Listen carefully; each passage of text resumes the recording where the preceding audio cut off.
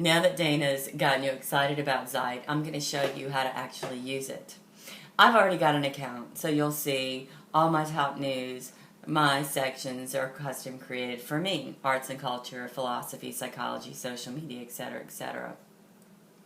I'm going to now create a new profile for someone else. So no matter how many users you've got on your iPad or your Android, you can create profiles for each person. I'm going to create one for my son Kane.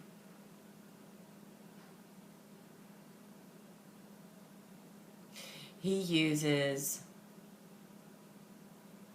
a Kindle Fire, so he'll be able to get this on his Kindle Fire. He also uses Gmail.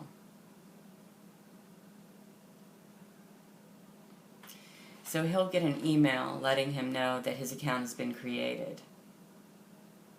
And he'll wonder what it is, but that's okay, I'll show him.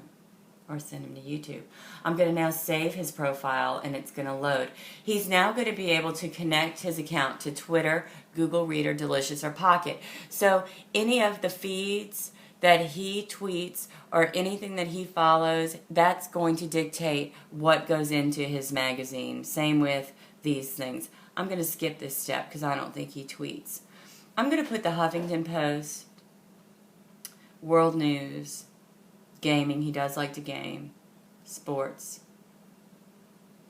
And then I'm going to, I like Apple News. And then for our purposes, I'm going to add our own. We're into e-learning.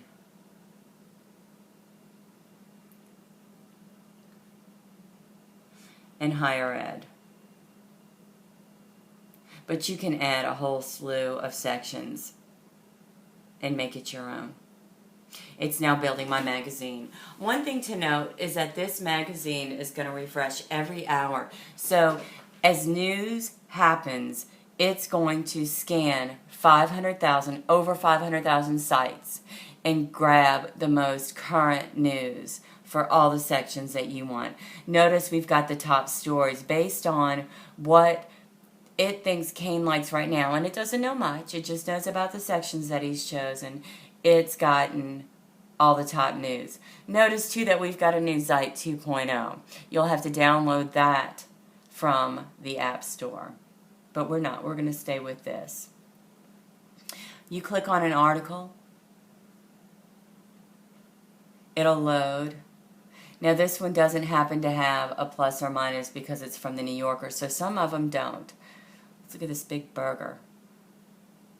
Another New Yorker.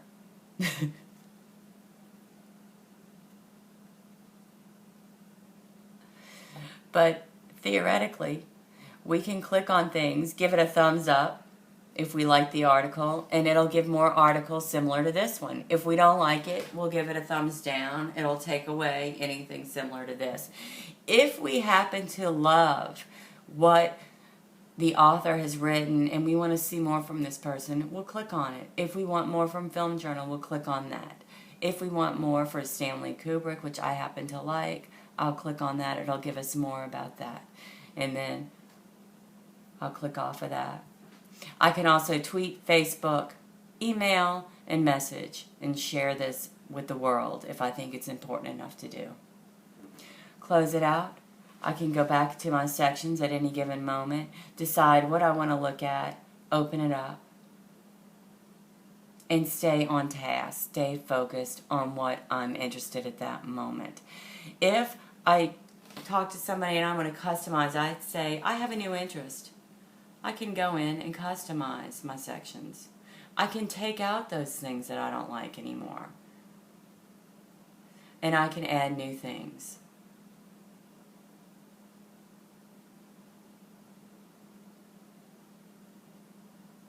I'm going to add New Orleans because I want to see what's going on in our great... How about the Saints?